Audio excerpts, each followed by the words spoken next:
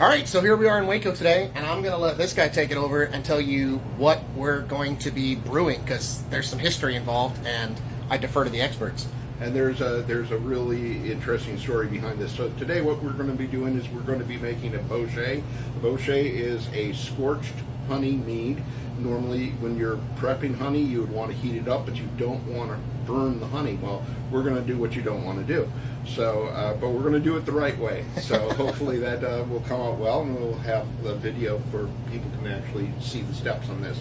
So, all right. So what do we need for doing our own Bouchet? So what we're going to use a quart of honey per gallon that you want to make, and we're going to use a crock pot, which I've got over here, and we've actually got several different crock pots. We're going to be making a couple batches today. A couple of different batches of it, and what we're going to be doing is we're going to do an initial char of the honey, and then we're going to do a boil of the honey for a very specific time to create some caramely elements.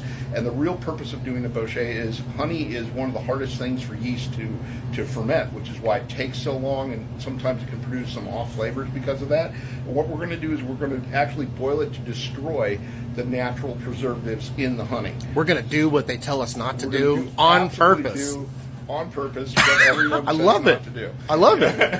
Absolutely. All right, so step one, we've already decided our honey. We're going to use our crock pot. We're going to pour in a crock pot. You ready? All right, go for it. We'll watch the riveting television of watching honey pour. It's so pretty. So you can speed this up, right? Oh, absolutely. So what we're going to do here is I'm also going to set this to 350.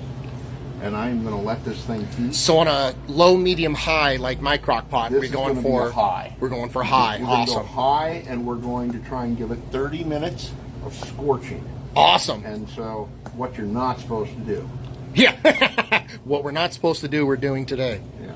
All right, so I threw my 5 pounds into my crock pot, and I put mine up on high because mine doesn't have temperatures. Right. So we got to give this about 30 minutes, and that's the most important step? Yes, absolutely. We need to be able to shock this sugar and get this scorching right off. So cool. 350 for the first 30 minutes. Just really shock it. Just gotcha. Absolutely. Get this thing rolling. Get this thing hot. And then we're going to go low and slow to get the flavors. Go 250. We're going to stabilize it with some water, which is going to force it to boil at 212, and we're going to hold it there. Awesome. Mm-hmm. That's a good question. So after we shock it and heat it, you're going to add water, but the water is not to make it liquid again. It actually has a purpose. The water is actually stabilizing it. So the water is going to force it to stay at around 212 and awesome. hold it at the right temperature. So that we don't burn the heck out of it. Right. And we're still at a scorching temperature because honey scorches at 180. Awesome. So we're actually scorching. Part 2.